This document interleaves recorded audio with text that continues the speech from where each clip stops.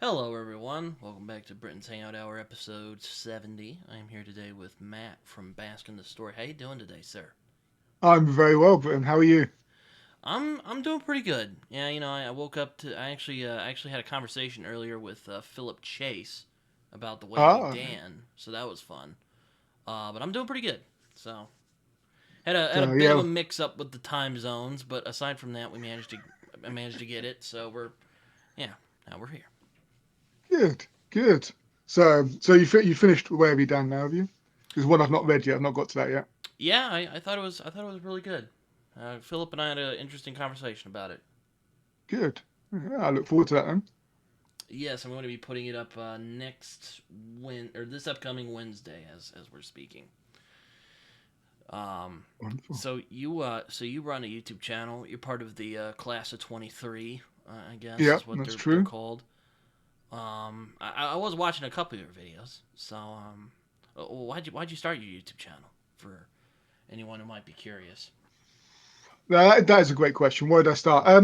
Well, I've always enjoyed reading books. I think like anybody who starts a booktube channel, and it was a case of at the time I was a full-time dad, and I wanted an avenue to speak to others about my hobby and discussing great books with a 1-year-old or a 2-year-old is don't get to say the most engaging conversations. Wait, how many kids do you Uh, have? I just have one, just a one Oh, child. That's okay. more than enough. More than enough. Thank you.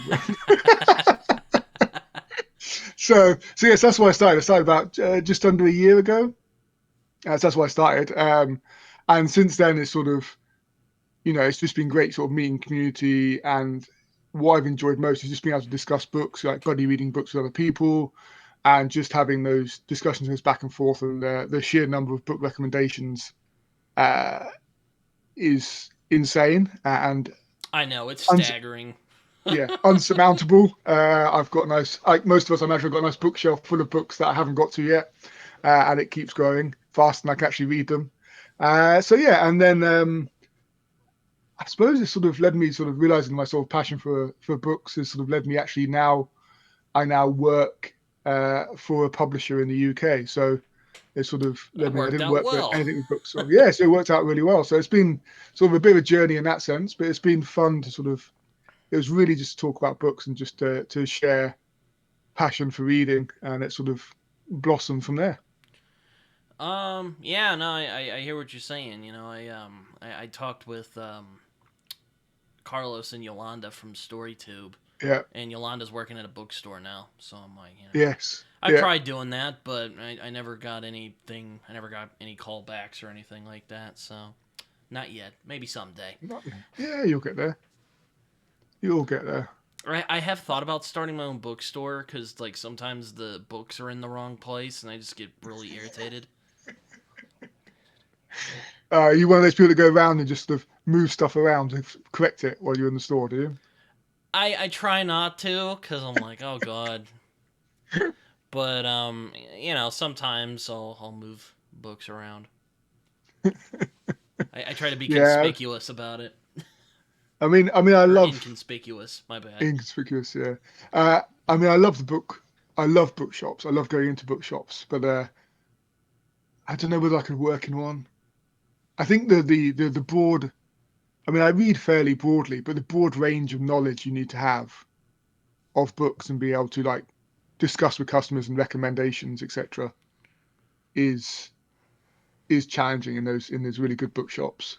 Just that there's such a variety of books, and the sheer publishing schedule of the number of books that are coming out every week, week on week on week, and just trying to stay on top of that. And it must be quite an interesting place to work. But I like I like just giving my money to bookshops rather than taking money from bookshops, I think. Yeah, no. I mean, as great as Amazon is, I like going to bookshops. They're very. I feel safe there. I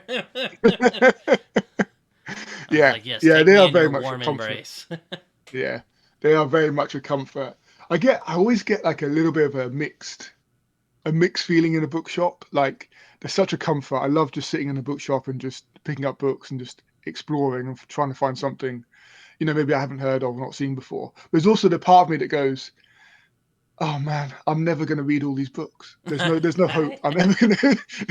This is a Sisyphean task. I can read a book and there'll be another 10 out next week that I'll never get to in my life. It's just I always get that sort of sense of it will never be complete. But yeah, I know what you mean. I have a like list, a literal list of books I'd like to read sooner, but it's always expanding. So I've just given up.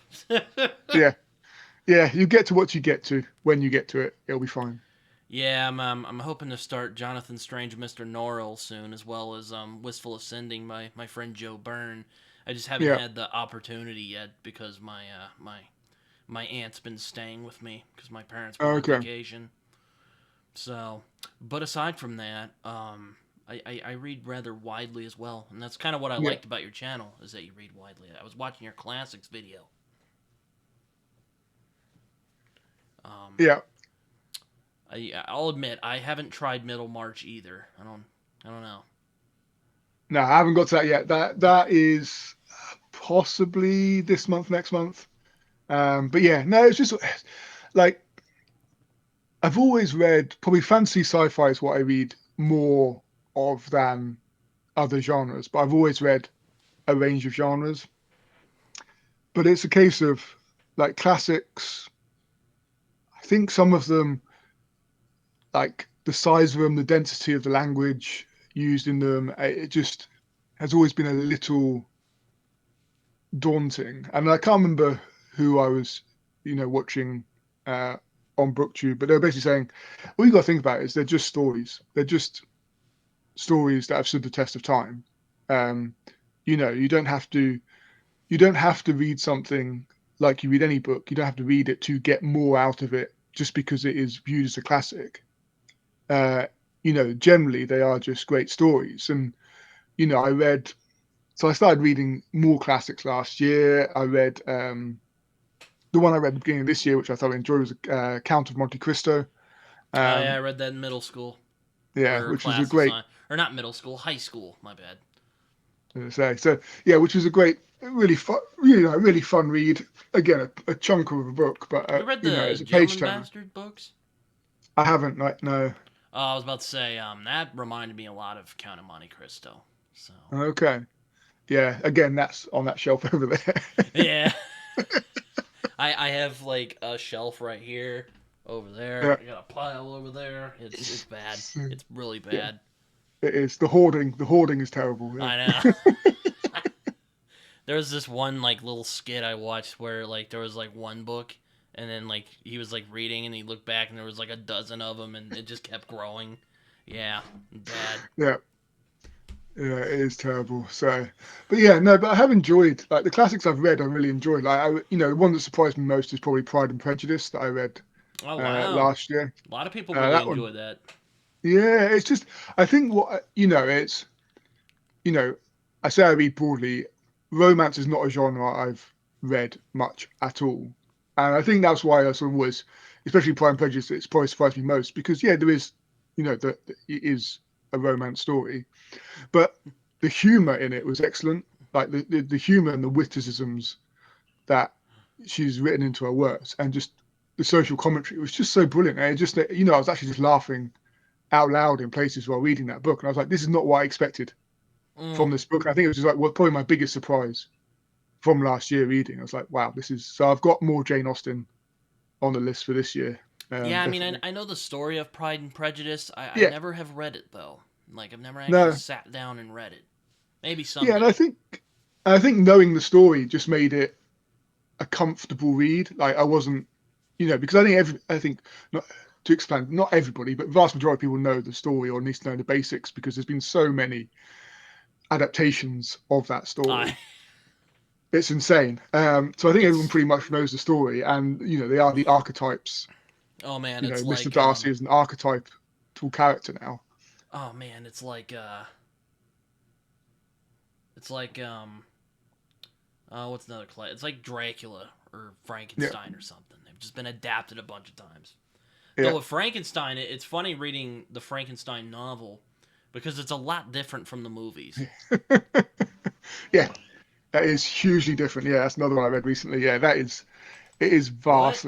vastly different. As I think, like with Pride and Prejudice, it is the TV adaptations are the TV Oh, adaptations are very much like the story. So that is, but the Frankenstein is vastly different. But yeah, but it's been fun reading the classics. But yeah, I'll read almost anything, Britain, to be honest.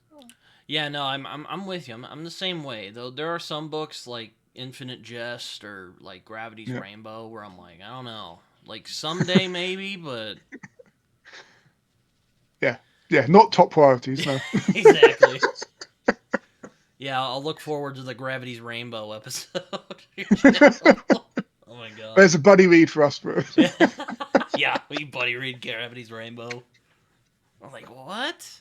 What is this? Oh man, oh man, um, yeah. No, you're part of the class of 2023, and you've been making around.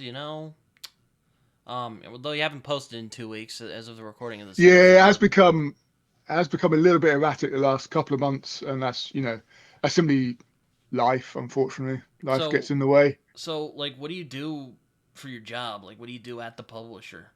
So at the moment I've taken on a new role. So I'm now in charge. So I manage all the inventory for children's group. So all the children's books, I'm responsible for making sure they don't get out of stock, um, which is a lot of fun. So working a lot with like the production teams who make the books, um, and children's is interesting because the production value is really high because there's so much that goes into.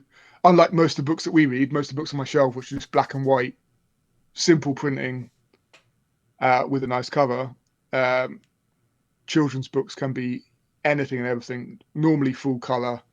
You got flaps, you got materials in there, you got all different elements that move and There's like illustrations in shake, there, and probably. yeah, there's always an illustrator pretty much, and it's a huge industry, and it's really fun, and we make a huge number of books that we're producing um, every year, hundreds to be honest, that we're producing every year, and it is fascinating. It's a lot. It's I've not, as I said, I've not worked in publishing for long. I think I'm in month two Oh of working in wow! publishing, So so, you so I'm started this still. recently. Yeah, exactly. And this is what I mean. This is why the YouTube videos have become a little bit more erratic in the last If couple of dried months. up a little bit, yeah. Because I'm like, I don't know what I'm doing. I'm working again. I don't really know what I'm doing. So I'm learning a whole new job in a whole new industry. But it's been a lot of fun. And the industry itself and the people I'm working with are great. And it's just nice working in that sort of creative I'm environment with guessing. people who are passionate about reading. I'm guessing the missus is happy you have a job. Or I don't. Does she also have a job, or is it She a? does indeed. Yeah, yeah, Oh, okay. yeah. So my missus is much more accomplished than I am. Don't worry. Oh, so true. Yeah. Um. Yeah. No. It's. Oh. Yeah. Um. Yeah. So yeah, you've done a lot on your channel. You did a. You did a. Oh, you did a group video. Challenge announcement. I don't. Yeah, this I is actually the watched that a yeah, few months ago. yeah, class of 23. Yeah, so they've all um, recommended the books for me to read over the next year. So I'm making my way through that list. First one was from Colin's Corner, who I know, Colin, you've had on Yeah. Yeah. very recently to discuss Piranesi. So he recommended Misery by Stephen King, Very good book. which, yeah, absolutely exceptional book. Probably my favorite book of the year so far, I Yeah. I mean, think. that's probably his. It might be King's tightest thriller. Yeah, yeah. I mean, Either that or like get Gerald's Game maybe. There's some who might not like that. They'd be like, no, so it's this. Yeah. but yeah, so that I totally enjoyed that, and I've got another one that got well, I've got quite a few to get through. So just making my way through that list, that was a lot of fun. Just and doing these collaborations is a lot of fun with other booktubers and just expanding taste. So I know Carlos and Yolanda have given me a couple of recommendations in that video as well. But load of different booktubers. So yeah, so it's just to try new books. We've got new books from different genres as well. Some of those booktubers are more what would be on the literary side rather than the genre specific side of booktube as well. So that's sort of expanding into Bask in that. the story. I hear you. Yeah. Yeah, yeah, exactly.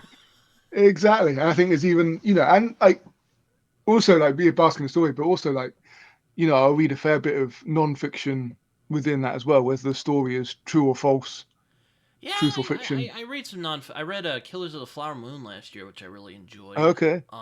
Though it's kind of weird reviewing nonfiction because it's based on real events, so it's Yeah. not just like, oh, this is too unrealistic. I can't do that. I can't do that. I'd have to. Yeah, exactly. The ending of this was really anticlimactic. Yeah, but that's what actually happened. Exactly. Yeah, you're just like, oh man. Yeah. Yeah, no, I read I haven't read Killers of the Flower Moon. I read his others recent one, The Wager. I haven't Very read that ruthless. yet, though. That I've was had a really good. couple friends who have. I'm waiting for that to get in the paperback, or Okay. Is unless it it not in is, paperback there? or unless it is in paperback. I don't I know I've got a actually. paperback version here. I don't know if it's out in the US in a Oh, real? Oh, they paperback usually version, wait but in the U.S. and I don't know why. just keep you buying the more expensive hardbacks, Yeah, of course. yeah, dumb Yankees. Uh, no, but also I have a bit of a personal connection with Killers of the Flower Moon because it takes place in my home state. So, Okay. good book though. I enjoyed it a lot. I do want to read "I'll Be Gone in the Dark." I don't know when I'm gonna do that, but hopefully I'll get to it. I was gonna read it last year, but well, you can imagine Yeah. what happened there. Other books got in the way. Yeah, they have a habit of doing that, don't they? The Yes. next hot thing that you want to read. Yeah, I know. It's like, Yeah. man, I want to read this book, but I have all these other ones I'm reading right now. You know. So what are you reading now? What's on your desk at the Um, moment?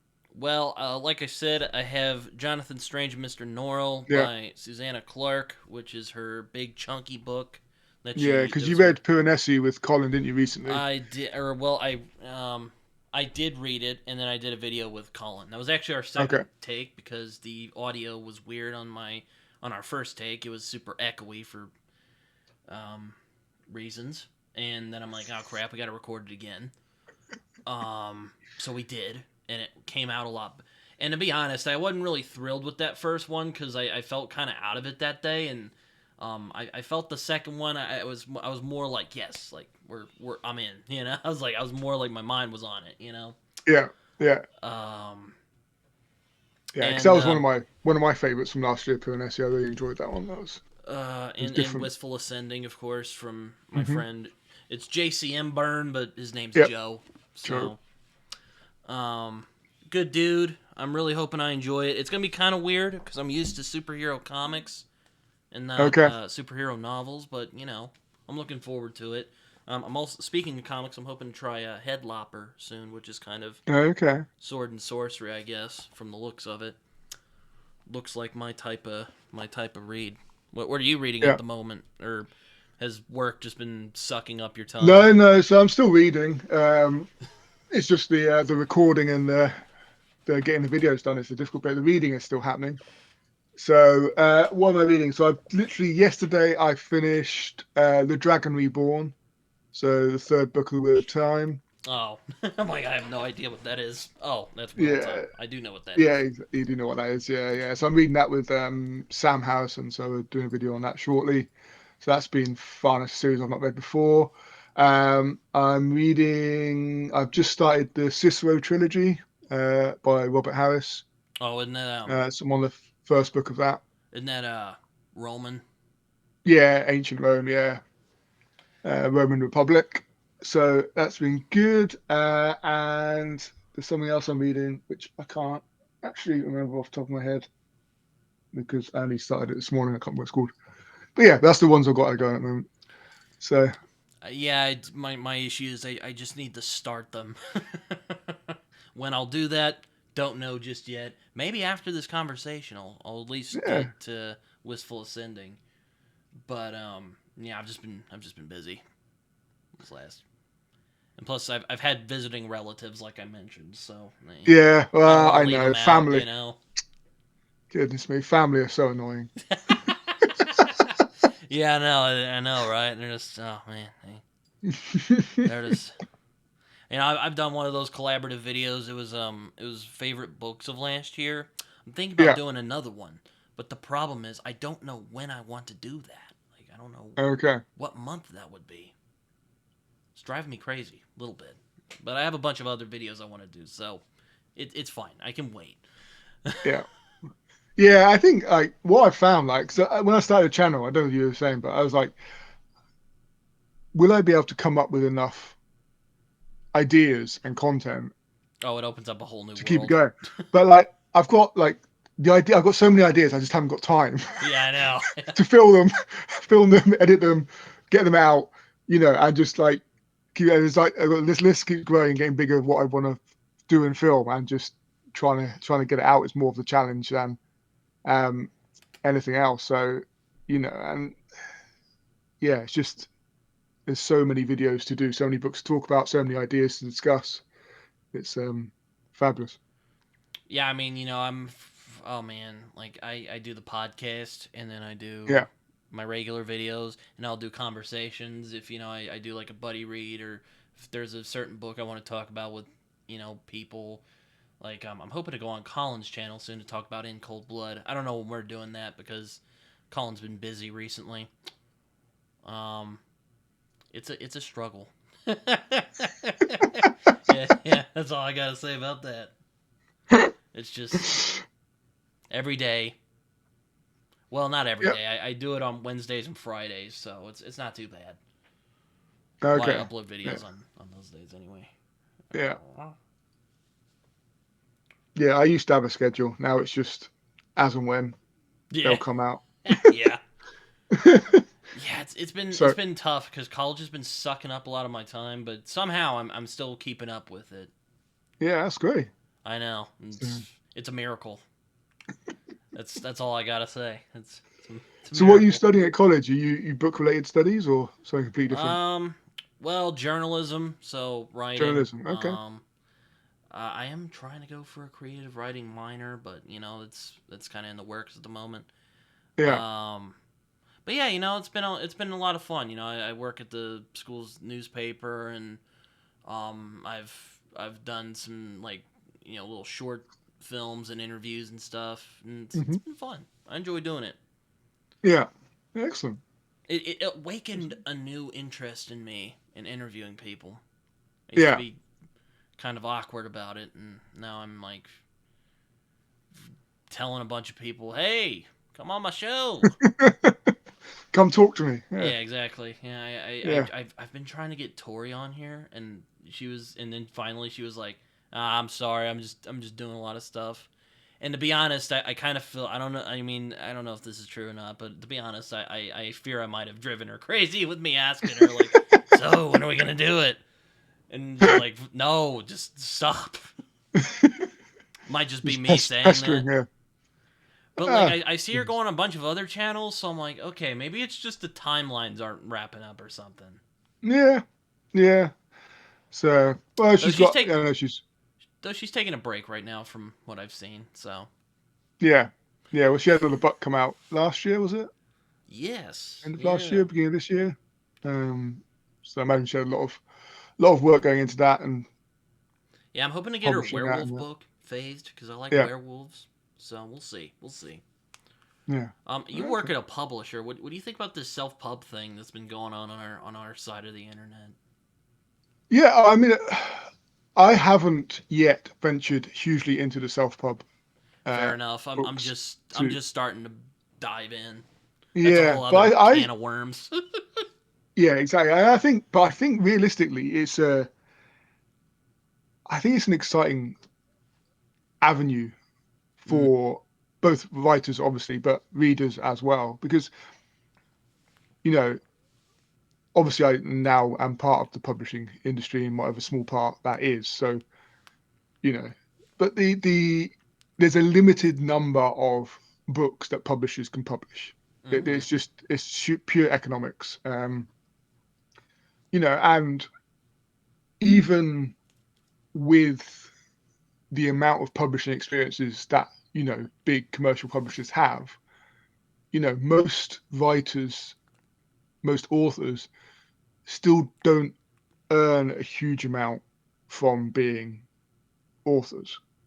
Obviously there's the big names that make fortunes, I but mean, most yeah, don't. you don't write to make money. No, Unless exactly. you're like And a you pulp get writer, whatever maybe. proportion. Yeah, you get. If you're fortunate, you'll get an advance.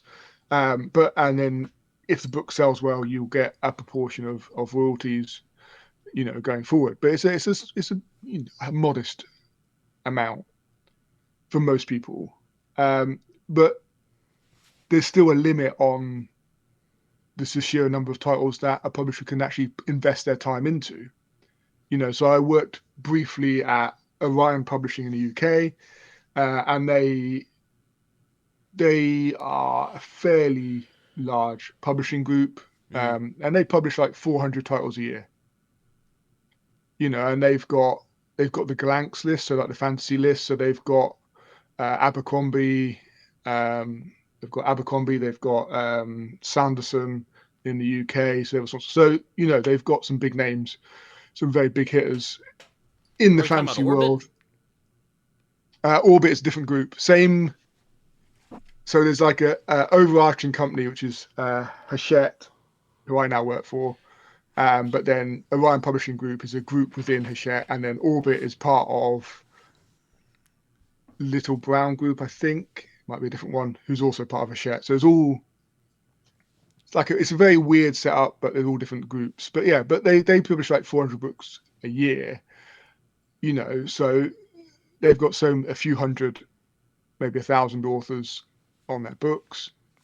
And you got to be realistic, and therefore the opportunity to take on new people is always there, but it's going to be a limited number of authors they're going to invest in. And self-pub gives writers the opportunity to get their books out there and find an audience.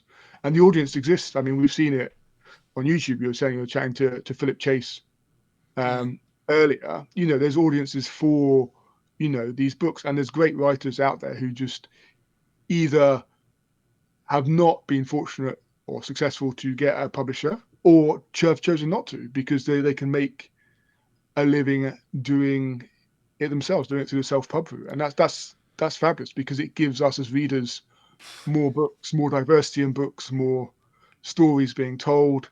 And the challenge is as always from the huge array of books is choosing what you're going to read next, and you know Yeah, just the how you go about that. But stacks will I just think it's fall fabulous. on you. Yeah, yeah, exactly. I think it's Uh, fabulous. I think it just gives us the opportunity as readers, just more books to read, because those books, you go back however many years, those books just never would have been. They would have never existed because if a traditional publisher didn't take them on, the book didn't happen. But now they can, and you know that just gives us access to more stories, more people's ideas, more worlds. yeah, I think with the rise of self pub, at least on our side of the internet, and I mean, I can always acknowledge maybe it's so big just because where we're at on the internet, but Yeah, um, they're actually finding some audiences, and it's not just some delusional guy who, thinks he can write the next great American or British novel or something, and like just self-published it as like a pipe dream. I'm sure they still exist as well. I mean, oh, But yeah, no, don't get me wrong. I'm sure those exist, and there are some writers in the traditional sphere. I have no idea how they got published, but that's just the world we live in, yeah, unfortunately. yeah.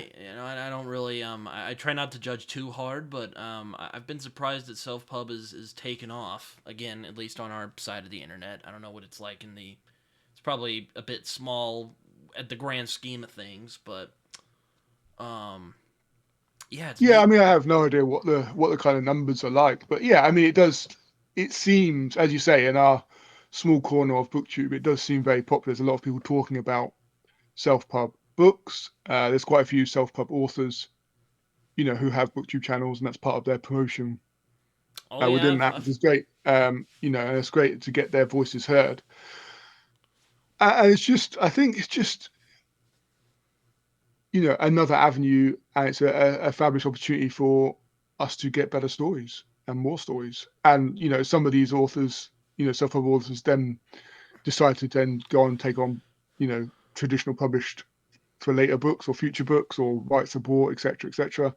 Um, and some choose that the self-pub route is the route they want to do because it gives them the freedom and greater control. Because if you go a traditional published route, you do, as an author, you do lose a degree of control over your creation because you're giving an element of control to the publishers.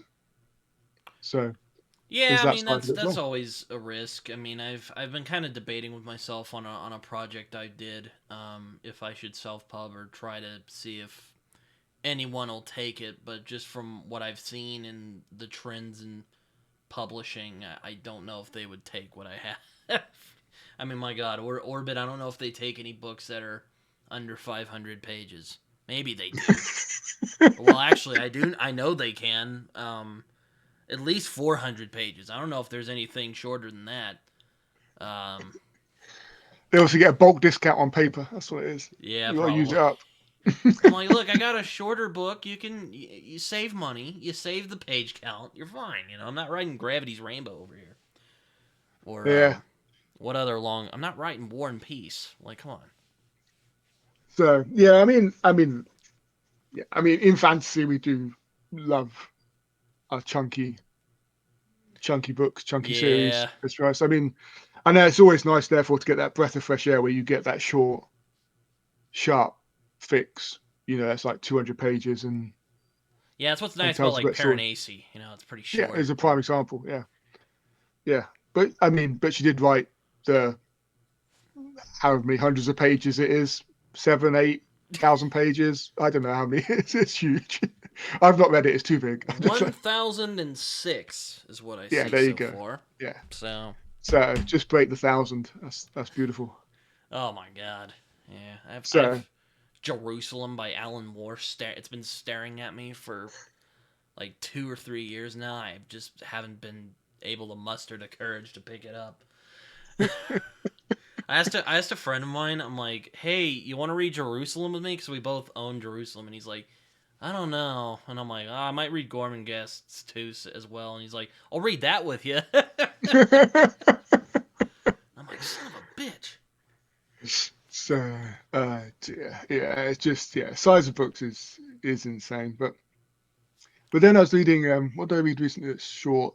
Okay, it's more I suppose it's more on the sci-fi. The borderline between sci-fi and fantasy now is blurred, but was the Martha Wells Murderbot Oh yeah, novellas. yeah. I've And they heard were of fine. this. They were fine. They were fine. What I can't get over, and the only reason I did it, I say I listened to them because I listened to the audiobooks because they were free on Audible. So I listened to the first four novellas because I was like, I was really interested because there's been so much hype over the series, and I was like, but they're novellas, they're short, but they're charged at the same price as a full paperback, like a full normal novel Mm. in the UK at least. And I'm like, it's just insane. Like 150 pages each. They're charging here, so 10.99 here, which is like a standard paperback price, slightly higher than some. But I was just like, and what I found is when you listen to them, the four novellas is basically one book, just split into four parts. Yeah, If I'm honest, yeah.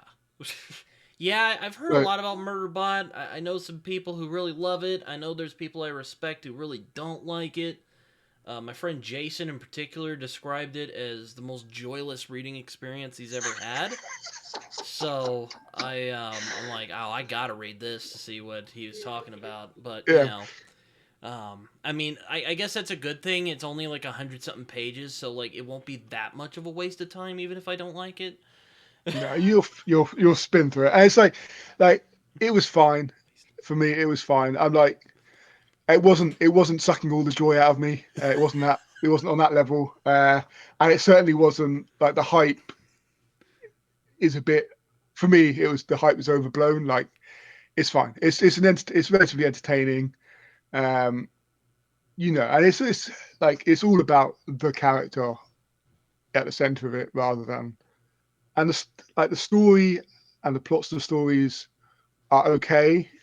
They become a little formulaic in a sense, but it's really about this central character and his view of who he is in the world.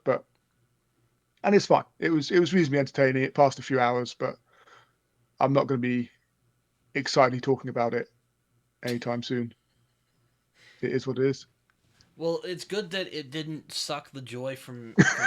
That's nice. No, no. I like, to be fair, like the fourth. Like, as I say, it's like if it was a novel, a single novel, like a 500-page novel, Mm-hmm. rather than 400 and 150-page books, you could edit a fair bit out of it and probably get it down to like a 400-page novel.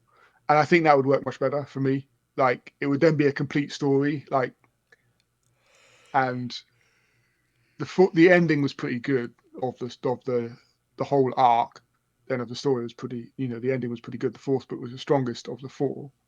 But you have to get to the fourth book, because if it was one book, you'd probably read it through. As I think, to get to the fourth one, then the next one I think is actually a full novel in itself. But yeah, I think, and sometimes I think it's also that expectation and reality. Yeah, those Like, happen. your expectation. Like, you hear all these like incredible things, like it's fabulous, it's amazing, it's incredible, it's 5 stars, blah blah blah. And your expectation therefore goes up and up and up and up and up. And like, sometimes you're setting expectations that are your expectations are way above what any book is realistically going to deliver. Um, and I think in part that happens as well. And it's always the risk of I'm one who doesn't. I don't read a lot of new releases Same here. generally, because there's so much hype around them that I just get my expectations get too high, and I'm like, this book is not going to live up to what my mind is now creating as to what this masterpiece this has to be good. As like, I'll read a lot of older stuff, not just really old classics, but older fantasy stuff, and the excitement, the hype has died down a bit, and I'm like, okay, now I'll see what I think about it now that I'm not completely caught up in all the excitement of it. But I still get occasionally caught up in stuff. But Oh, there we go. Sorry, I had a little whoopsie there. Um, yeah, I know what you mean though. It's always a complicated situation. yeah, because talking about hype, aren't you doing a series on what's the fuss about, or Yeah, yeah. what's the I tagline? was gonna do Malice, but then school got caught up, so I'm gonna see. Okay, I'm gonna see if this month I can get it in. yeah, Because like this month I'm mostly gonna be doing mood reads. Well, aside from Jonathan Strange and Mr. Norrell, well, most of my, well, all my books are mood reads. But I like to have months where I'm like, I'm definitely gonna read this. I don't know when, yeah, but I'm going to. Because I don't like to schedule things when it comes to reading anyway. yeah. Um, so I'm gonna see if I can try to fit it in this month. Um, but yes, I am doing that. I did Fourth Wing because my audience just wants to torture me, I guess. And I only got about 3 chapters in. I'm like, I don't think I'm gonna continue. This book kind of crap. It's, it's, okay, it's poop. yeah, I've not It's, I've not read Fourth Wing, um, yeah. but I mean, it there are is some people again from Craig who Cooper. I like Yolanda, who enjoy it, and God Yeah, bless them. But I didn't take to it. Might be because I'm a man. I don't know. I have no idea. But also saying there's no book is for everyone, and there's there were just some fundamental issues with the world building and oh man, I had a friend who read the whole. My friend Jason, who I mentioned yeah, earlier, he read the whole thing. So yeah. There you go. Has you bought Iron Flame yet? no, No. Oh, okay. he read it for February. I'm like, oh man, I'm so sorry. Oh. So I think I, yeah, I think Malice will be. I'm definitely probably going to actually read it and read the whole book and see how it fares. yeah, yeah. I mean, the Faithful and Fallen series is solid. I think if you like your sort of classic epic good versus evil fantasy, then that's what Malice is. I don't think it does anything particularly new or that exciting with the tropes, but it's a decent story. I think I quite enjoyed it. Yeah, yeah, it's I need to I still need to read it though. But Mm. Mm. yeah. Yeah, it'll be interesting to see what you think on it.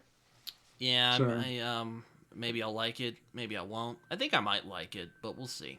Um but yeah, it's been fun. My audience comes up with some interesting choices. I'll admit when I got Fourth Wing, we had The Wheel of Time and like Sun Eater, um, Fourth Wing, and like another book. I think it was a Guy Gavriel K book. I okay, thought Wheel of Time was gonna win because it's so popular.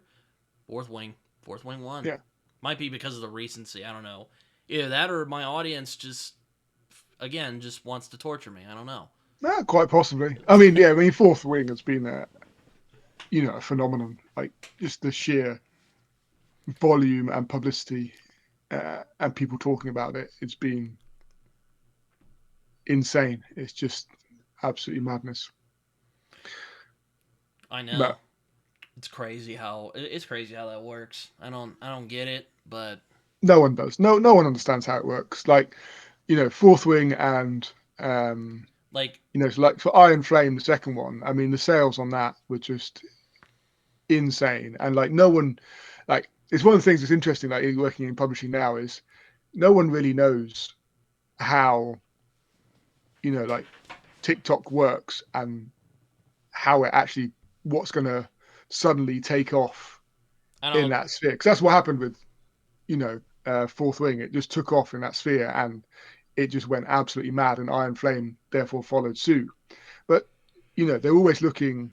Publishers are always saying, "Well, how do we make that happen?"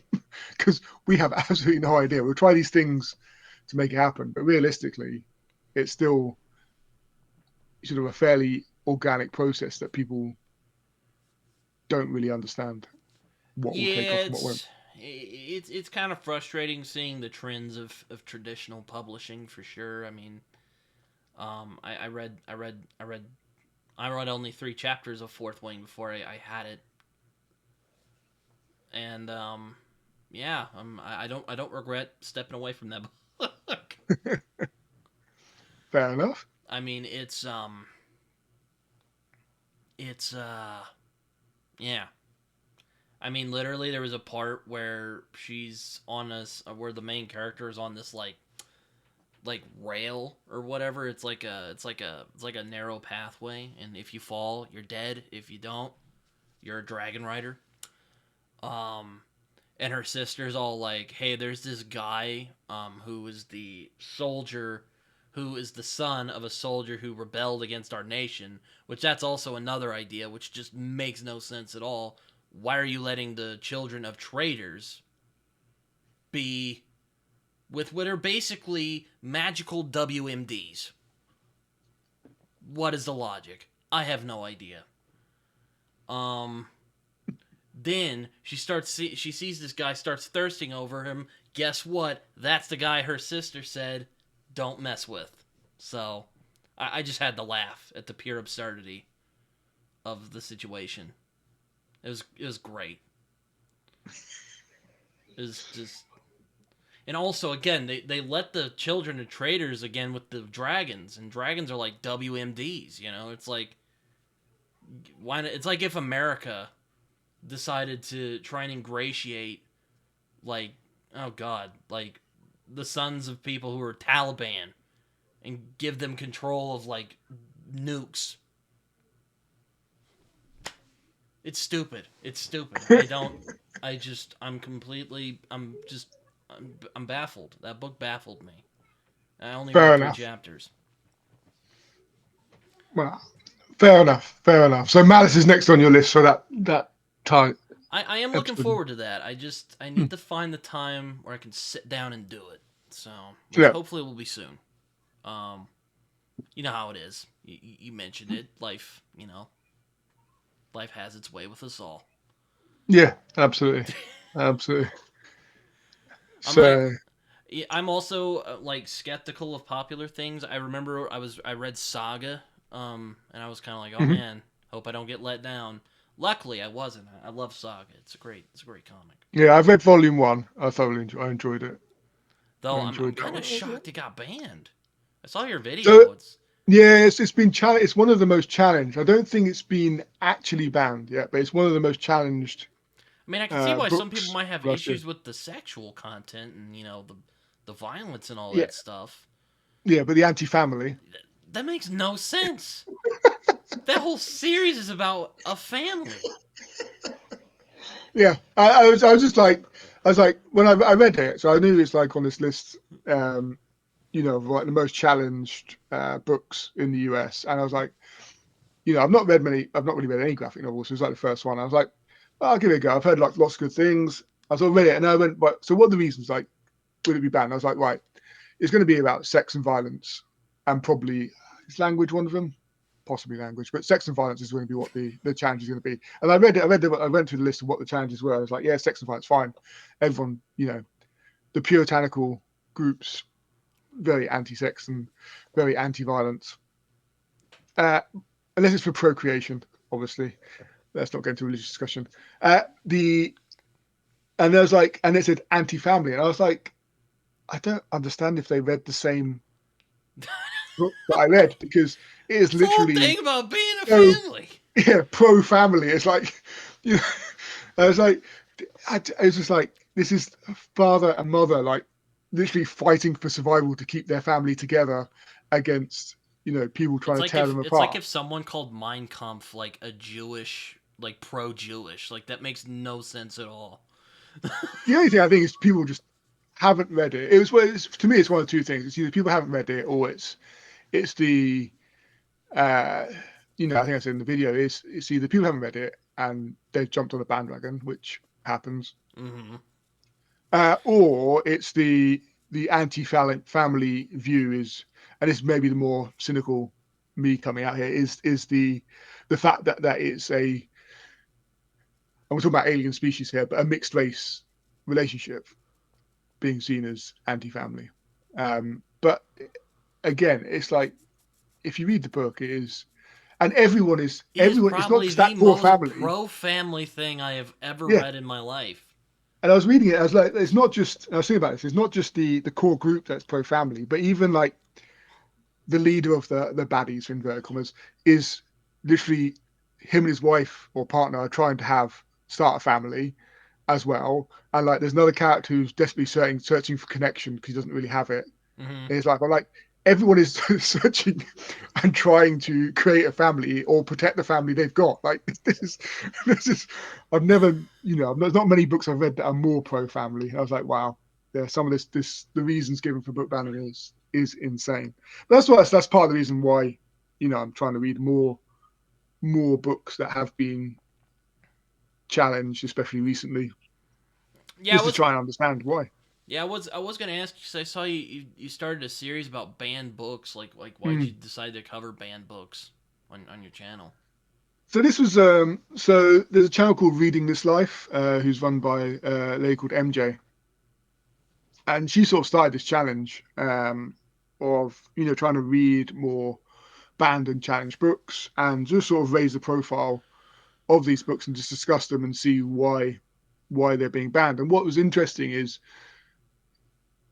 obviously this is quite a hot topic in the US, and what's great about the US is not that you've got lots of people challenging books, but actually you've got a great centralized system where they actually record it. So you've got like the American Library Association, the ALA, and is it Penn, who actually like are keeping track of all the challenges that are going in public libraries and school libraries and creating this documentation of what's being challenged and why it's being challenged. As we don't have that in the US, in the UK, sorry, we don't have that centralized system. It's all just done locally, so we don't have a record of what's actually being challenged or if anything's being challenged. And it is. I mean, there's news reports about stuff being challenged, but it's not.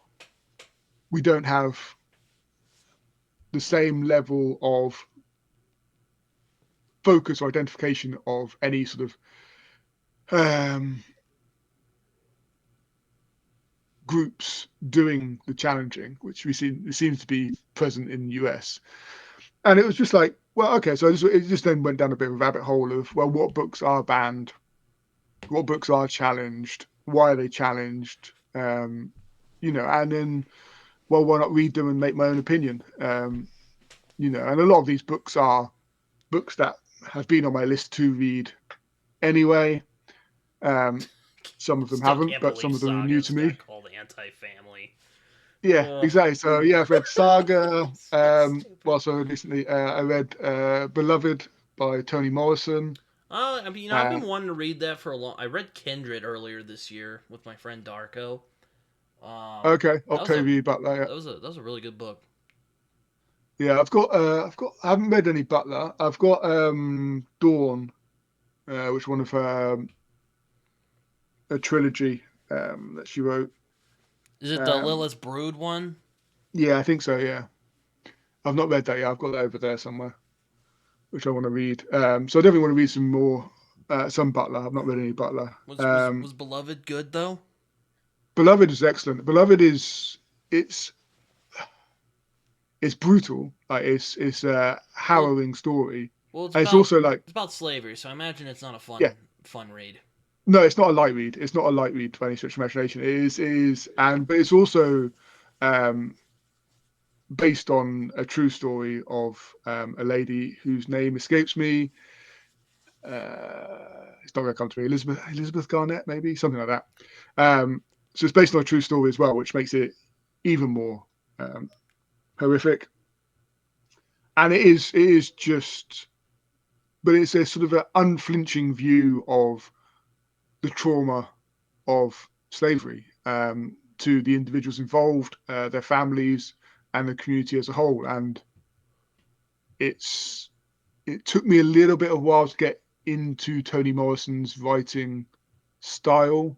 It took me a little bit to sort of get comfortable with her prose. But once it was in, it was magnificent. It was a fabulous. It's wrong to say a fabulous read, but it was a gripping read that you want to know what is happening and you really feel for the people involved in the story. Yeah, I've read a few banned books myself. I've read like Mm, Fahrenheit 451 and yeah, 1984 and yeah, Brave New World and Lolita. I actually got that back there. I don't want to pull it out though. I've read a couple of banned or not banned books, but contested books. yeah. I mean, it's hard not to be honest. Yeah, but America's weird because like we love freedom and all that, but like we also like banning stuff. I don't know. We're weird. Yeah, We're like really weird yeah, about that stuff. yeah, yeah. We love the freedom as long as it's our freedom. Pretty much. Yeah. Yeah. It's about right. I mean, me, I'm like, look, read whatever you want. You can go read Hog if you want. I don't care. But, I'm just doing my Yeah, thing over here. yeah. And I mean, like when you look at like the recent list of banned books and what is being banned, there is very much a theme to them. It's uh, a lot of books that are LGBTQIA plus Mm-hmm. um, content, which, regardless of the sexual explicitness of spiciness of the book, is always viewed as sexually explicit because it's not heterosexual. Um, so that seems to be one theme running through it, and that sort of gender identity element as well. And then the other one is anything to do with race, really, is another huge theme that runs Yeah, through I it. remember The Hate You Give got contested. I thought that Yeah, was a solid book. I didn't I didn't think there was anything like bad about it. It was, you know, well, I mean, I don't want to pretend like it's a safe book, but it's, I mean, it deals with some heavy topics, but it's not like, hardcore pornographic or super violent. yeah, It's not like yeah. I've Blood not read it, Meridian so where I it's don't. just violent throughout the entire thing, just unrelenting. Ugh.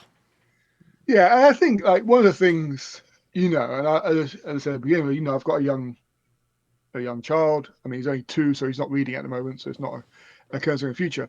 But I think there's a lot of understanding of children are all different and their maturity levels are all different, and people's capacity and ability to read certain topics and certain challenging subjects differs greatly, especially the younger one is. And and I think when you get into sort of early teenagers, that gap, that range of maturity probably broadens even more significantly. And some people can handle and discuss and understand topics that others will struggle with. And it's sort of, but to ban it for everyone is an approach that I don't think works. I don't, and that's probably the biggest obstacle I have to it. And it's, and it's this imposition of outside forces saying this is not suitable, you mustn't read it. And to me, that does two things. And it's a long time since I've been a teenager, so remembering back to when I was a teenager. But if someone told me, you mustn't do something, then that became pretty much what I was going to do, or became a focus of, well, how do I now get to do it? Because it's the forbidden fruit. It's the forbidden fruit Yeah, and theory. Yeah. And so by doing that, I think you create in a sense, you create a mystique around books or certain titles that doesn't necessarily need to be there. Yeah, I read And I like think it's also there's books that if you're gonna do like say Beloved, and it's a it is a tough, difficult read, but actually doing that in a classroom environment where you can actually discuss it and process through what is going on in that book, and the meanings and the actions and the reality of it, and actually have that discussion is probably the best place to do it. mm, And actually having someone, hopefully, an accomplished teacher talking through it and discussing it and allowing, the kids to actually express how they feel about it and express what it brought to them and the story it meant to them, etc., etc. And having that, being able to create that discussion, that environment in which these topics can be discussed in a constructive manner is a positive in my opinion. yeah, I mean, I read. I remember I read a bunch of classics when I was younger. I read like Huckleberry Finn and Yeah, well, I read Tom Sawyer when I was a kid, and I really enjoyed it. But I read like Heart of Darkness and Lolita and um, a bunch of other books. We'll say yeah, Great Gatsby, which was one I love especially. Um, I never saw I didn't care for. I thought the Scarlet Letter was kind of stupid, even though I liked yeah, Puritans. I should have loved it. It was just oh man, yeah. But not for it's me. just like, and that's fine. But not everyone's going to love every book, and that's part of the joy of reading. That people take different things from different books, and and then some of the stuff that gets banned, like Saga for being or challenged, like Saga for being anti-family, is preposterous. Another one, That's I so. mean, I'm still blown away by that. yeah, Like I, but then like it's like Harry Potter. Harry Potter is like a massively challenged book yeah, because of prior to recent author comments. Prior to that, it was still challenged, and like again, one of the reasons for that was because it discussed real spells, and you're like, what are you talking about? yeah, that's another one Well, where it's well, like and it's it got challenged for what was it promoting like value like promoting witchcraft. I'm like, are you yeah, kidding me? Are we in the 1600s? No, yeah, we're in the 1990s yeah. to early 2000s. Come on. It is madness, but but it still happens, and and like that one was also like I think it was about they didn't like the nefarious means that the main characters managed to get out of undertake things like the stuff they do in the school and stuff. And I was like, they're teenage kids. Like, What do you want them to do? You know, yeah, they're not completely straight laced and whatever else. You like just like it's madness, and there's so many like that, and and it's you like know, challenging Lord of the Rings for having magic in it. You know, you're just yeah, exactly. It's but then you go like, but this is, I mean, I could talk about this for ages, but there's like so much about it's this the hypocrisy of it mm-hmm. is what gets me as well. Is that it's only certain books that get challenged. It's not all books that have that content that get challenged regularly, and because some of them are seen as acceptable by the groups that do the majority of the challenging, and it's generally, especially in the US, there are core groups who do the challenging rather than individual parents with concerns. And I think it's just if you can't, as in school, or if you're fortunate to go to university, if you can't have those discussions that challenge your opinions at that point, when will you? Because if you Well, can't why have a read? second, well, why read? Exactly. And that's all Why part do of it. It's anything? just stay in your little insular bubble and don't explore the Watch world Bluey or outside. something. I don't know. Well, I Oh, actually Bluey's like great. Bluey. Well, I like Bluey, so that actually doesn't sound like a bad thing. I've watched quite a lot of that today, actually. The kid had it on this morning, so yeah. But yeah, it's just like, I think you point about why read is critical, because like one of the joys of reading for me is discovering other views and sort of and not just through nonfiction and seeing history and stuff, but through the fiction, just like going into different viewpoints, going through different challenges that you'll never face in your real life because they're magical and whatever else. But there's comparisons you can make. You can put yourself in other people's shoes. You can, that empathy that it develops of just sort of trying to understand others' views and why people make decisions that they make is what makes us human, really. Yeah, I remember. I was. Oh, well, what was the last banned book I read? Last like contested book. Well, I was going to say is I mean, I imagine I mean, I probably wouldn't let my like 7-year-old read like Blood Meridian or Lolita or something because, well, for one, I don't think they would get it because um, those aren't easy reads. But No, I might wait till I think if you're going to you know stop people from reading something, I think that should be up between you, or if you're a parent, that's up between you and your kids. Government or these groups of people or whoever they are, just not do any of that. That would be nice. yeah, Pretty yeah. anti-book And I ban. think there's but it's also like how many 7-year-olds are picking up Blood Meridian to read at any point ever. I imagine it's a very small number, if not a zero. And like but that doesn't mean it should be banned for all school kids. Well, yeah. Yeah, I mean, like, I don't know if I would give, like, I don't know if I would give a kid, the first law, but I don't want to stop a kid from wanting to read it and from reading it. Yeah, I mean, I don't know if you've actually read the first law. I've not, no, again. Though, I read the first book in 2022, and I'm like, man, this is great. And I read the other two last year, and good stuff. Yeah, no, I think I've got the first two up there.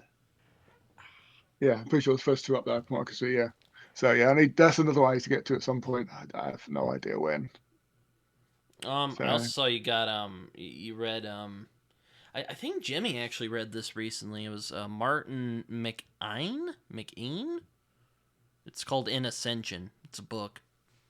yeah, I in saw you extension, yeah. covered that.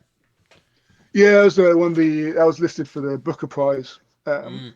last year. Um Again, it didn't blow me away. It was, I think it had some interesting ideas. in it, but it was one of the it's I mean it's listed for the Booker Prize, so it's obviously on the literary side of the site. It is classed as sci-fi, but it's on the literary side of sci-fi definitely. But it was more. It's all about one main character whose name escapes me, but it's her. She is the core to the story, and I did not connect with her at all in the story, and therefore I didn't really care what happened to her or what happened around her because she didn't seem to care. And I think that was the core element that got to me is that there was stuff happening around her which she should have cared about. I had a Or similar issue me with as a human, I Dune. was like, June. Yeah, I was. I didn't really care what was happening to the characters. It was just kind of. I know it's an older book and there might be different standards, but I'm like, guys, like, come on, there has to be some depth here. And yeah, it wasn't there. I did enjoy June. So June's one. I didn't. June Messiah did not hit it for me. I've not read the other ones yet, but I've read the first two. Well, I mean, it's about Uh, genocide, from what I hear. So, yeah, it's about. I mean, June is all about absolute power. Absolute power and how that corrupts, really, mm-hmm. in simplest possible terms. And that is an interesting concept. And this is like, you mentioned earlier about sci-fi and sci-fi fantasy and the blurring of lines, but one thing I do love about sci-fi elements is the exploration of ideas Mm-hmm. in literature, and like sometimes that means the characters take a backseat. Mm-hmm. That happens quite a bit in sci-fi, especially some of the classics. It's all about the idea and discussing and driving at the idea. In fact, it's so much so it can be just people sat in a room discussing an idea rather than the characters themselves. But that can still be pretty fascinating. But fantasy is much more driven by the characters, I think, and therefore you need good characters to connect to. As What are some fantasy series you enjoy? fantasy series that I enjoy. Yeah. So, I mean, my favorite fantasy series ever. I don't think you've read any of these. I don't think is the Terry Pratchett Discworld series. Oh, no, but I am hoping maybe to throw a book in there this year. I don't know Yeah, when, but I would like to do it. Probably yeah. Guards So Guards. I'm not sure yet. yeah, Guard's a good starting point. Definitely, definitely. Though my friends Yeah, told my friend Josh told me either Color of Magic or Guards Guards is a good place to start. And I'm like, okay, I'll yeah. see. I think if you're sort of in the mindset that you're going to read, your plan is to read through them all, then start at the beginning. Start with Color of Magic. But if it's a case of actually you just want to taste it and see what it's like, go Guards. All right Don't then. start because Color of Magic is a very different. The style of writing and the development from from Color of Magic as the first book through to Guards is enormous. They're like very different books. I suppose I'll see when I get there, but I'm really leaning on Guards Guards though. Yeah, Guards is a good starting point, definitely. So, but I love that series, and I haven't read, even though I haven't read all. It's what 41 books in the series. I've not read them all, but I've probably read 30 of them, I think. And it's the characters are great. I love the characters in it, but the bit is the humor works for me, and I think also like he has such an ability to be humorous and yet make cutting points about society and the way the world works within a fantasy realm, That's what I've and it heard. just works. You know, and that So, makes me wonder though. Have you read Hitchhiker's Guide to the Galaxy? yep, Very good. yeah, I was yeah, about I to love say. Hitchhikers. Now I have only read Another, the first book, but it is one of my okay, favorite science fiction books of all time. yeah, It's also agree. great humor. So they're always like so Douglas Adams and Terry Pratchett are always seemingly very often connected in their humor Mm-hmm. element by people. And I would say there is a connection, but they're also very different. So like Douglas Adams' Hitchhiker's Guide to the Galaxy is all about, or not all about, but it's very much about hitting those jokes and like it being a humorous book. Mm-hmm. It still makes points, but the There's something pretty much funny or humorous on every page Mm-hmm. of that book. And Mm-hmm. it's only a short book, it's again probably under 200 pages, Mm-hmm. I guess. But it is really really humorous, and I will laugh out loud every time I read it. But Terry Pratchett is funny, but it's not the same level of constant uh, humor within it. So it's still very much it's very Guards Guard. So Guards Guard has plenty of funny bits within it. There's plenty of humor to keep you going, but it's very different from Hitchhiker's Guide to the Galaxy. Yeah, I mean, I've heard I know that his Good Omens he did with Neil Gaiman. Now I am a big Mm. Neil Gaiman fan, so um, I heard that got turned into a show. Yeah, It yeah, looks they've pretty done good. 2 seasons. They're doing a third series. Probably not until next year. I wouldn't have thought, because they had all the writers' strikes, didn't they? So, but yeah, they're doing a third series of that. So the Good Omens is not one of my favorites. Like it's Yeah, fine. I've heard mixed things about Good Omens. Like I would say, what's interesting though, and like I know you've not read it or watched the series, so I'm not going to say anything that's spoilers. But the the book is fine. There's some storylines in it I really enjoy, but there's some storylines in it I don't enjoy and just don't work for me within Good Omens. Uh, but the series, so the first series is basically the book, and then the second series is a different avenue it goes down to. But the storylines it follows in the second series are the ones I enjoyed in the first book, in the first series. So that worked a lot for me. That was great. The second series was fabulous. And they're doing a third series. And it's interesting because obviously Neil Gaiman and Terry Pratchett were really good friends. Mm-hmm. And they planned all this book, these books out together. They never wrote any more than the first one. Because obviously Terry Pratchett got ill and that was, and then passed away. So they never got to write beyond that. But it's nice to see that we will be getting the completion of those stories. Hopefully next year.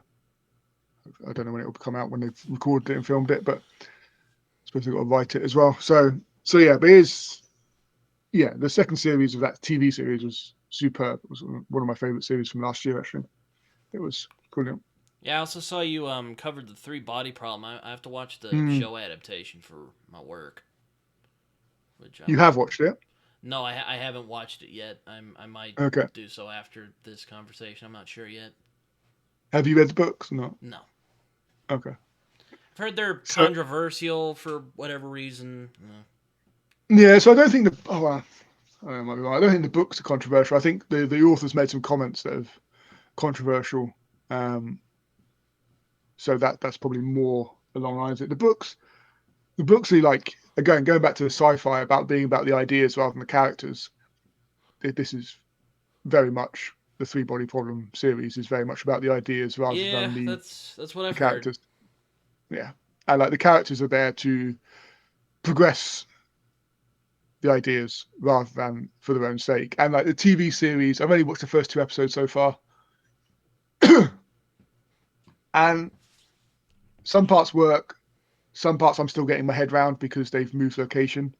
Mm-hmm. Um, so like some of it's based in London rather than uh, in I can't remember if it was in Beijing, but in China. Um, and that takes me a bit of my imagination, a bit of time to wrap my head around where it actually is, where it's on like a residential street in London, like I live on, rather than Beijing for some of the storylines. Well, I think it's Beijing, but anyway, somewhere in among the cities in China.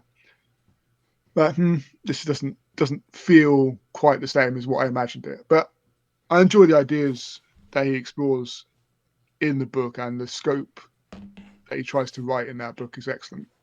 But yeah, the characters are 2D and don't really develop in any way through it. So Yeah, no, I hear you. You said the best and worst parts of hard science fiction. So yeah, yeah. yeah, and I actually started a show called The State of Science Fiction, where I talk about the state of science fiction. So we were talking all about that on actually yes yesterday we were talking about that. Okay. So yeah, and what I mean, what I find interesting about genres at all is they're pretty arbitrary anyway, and it's a case of and there's so much blending of what is sci-fi and what is fantasy. Like, I mean, I did like a video of like my top 10 sci-fi books sometime last year, I think it was, and like there were so many books I looked at and went, is that sci-fi or is it sort of more fantasy? Where does this fit on the sci-fi fantasy continuum, shall we say, on that front? And when is it a sci-fi book and when is it more of a fantasy book? Was a debate I was having myself when writing that. But, Yeah, it's an interesting world we live in, for sure. yeah, that's one way of putting it. Yeah, Let's see. You read a book called The Power. The Okay. Power, Naomi Alderman. Yeah, yeah. I also read her more recent book, The Future. So she won the Power won the Women's Prize for Fiction. Oh, a few years ago now. Um, and then she wrote, yeah, last year she brought out The Future, and Are they The related? Power's not really. Oh, okay. They're sort of so the power is about effectively women wake up one day and they have the power where basically they can in effect channel electricity in or in simplest possible terms and just like create power, and therefore the power dynamics of the world change because suddenly women have the power. They are um, physically more intimidating because they can basically electrocute um, people by touch. So the power dynamics of the world change, and what that means for society as those dynamics change. And it was a book that I enjoyed the idea. I think the execution let it down. For me, let it down a little bit. I think it didn't. Did it get too girl bossy? It became that. Maybe this was the point, and maybe it missed me, but I think it was more that there was no difference between women and men. Oh, So, like, women in power is almost the same as men in power. And maybe that was the point she was making, that actually, there isn't a difference. But that's what it felt like, that there was still the same issues and challenges that we have today, then, and now in this future, just with roles reversed. That whoever it gets down. I suppose it goes down the route of you know power corrupting and that storyline again. But so it was an interesting idea, and it just didn't hit home as well as I thought it would do for me. And then The Future, her new book from last year. I mean, this was about, again, set in the future, and there were some very clear comparisons to individuals at the forefront of technology companies mm-hmm. today, expressed in the books, and basically how this future world is controlled by a few very large companies, um, and sort of how that future looks when it is so controlled, and where they're running the world for profit and basically running the world into the ground, and the environmental disaster that would potentially follow, and the fact they don't care because they have the money and resources to protect themselves against it, even if most of the world will be destroyed by it. So that, again, a very interesting concept. Yeah, definitely. I mean, that's science fiction is good for that. Yeah. I mean, even say So that in Hitchhiker's Guide. yeah, yeah. And what I love about Douglas Adams is his as funny as that book is, those books are, it's still a pretty dark view of humanity and mm-hmm. universe within that, and it's what's done so well is that it's done with you smiling and laughing along with it. Yeah, yeah. It's interesting how it works. It's very much a um.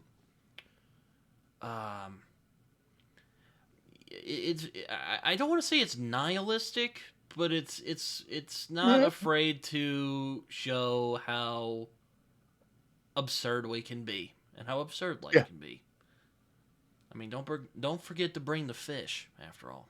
yeah, absolutely, absolutely. The absurdity of everything, really. Yeah. Pretty much. I mean, the meaning of life in that book is literally 42. And then when they asked Douglas Adams why that, and he's like, I don't know, I just thought it was funny. I'm like, yeah, that sounds about Yeah, right. I need to read the other books. exactly. I've only read the first one, but Yeah, if you enjoy the first one, the next ones are, you'll enjoy the next ones. They're like the humor still remains. They're sort of similar but different. Um, it's one of those ones. If you like the first one, you'll probably like the others. The first one will probably be your favorite. I think most people find that the first one is probably their favorite. Um, but the others hold up pretty solid, most of them. So have you seen the movie version? yeah, What'd you think of I it? didn't like it. You didn't like it? No. I'm kind of mixed on it because like there's some great casting choices like Martin Freeman as Arthur, Yeah, Alan Rickman as Marvin the paranoid android. That was yeah. particularly like I love that. But I think Edgar Wright should have made that movie. To be honest with you, if anyone could make that film, Yeah, I think it's one of those things like I think when you love a book, it's so difficult for the movie to live up to the expectation, especially when that book's sort of been with you for many years. It's difficult for that, because you have a very clear image and expectation of what this world looks like, what these characters look like, who these people are, and it will never be the same when you see someone else's vision of it. However well it's done, it's a different vision of the story that you know. yeah, for sure. I mean, I remember when Game of Thrones came out, and Mm. that was actually how I first started the book series. I actually want to read it Okay, again at yeah, some point. yeah. So did you watch the show first and then read the books, or Yeah. read the books? So when you read the books, are the characters the show characters? Mm, it depends. I think they got Tyrion is a lot different. I will say Yeah. Okay. he's probably the most different. I mean, I still imagine him as Peter Dinklage, but like he's uglier in the books, so it's kind of hard to be like, eh. Um,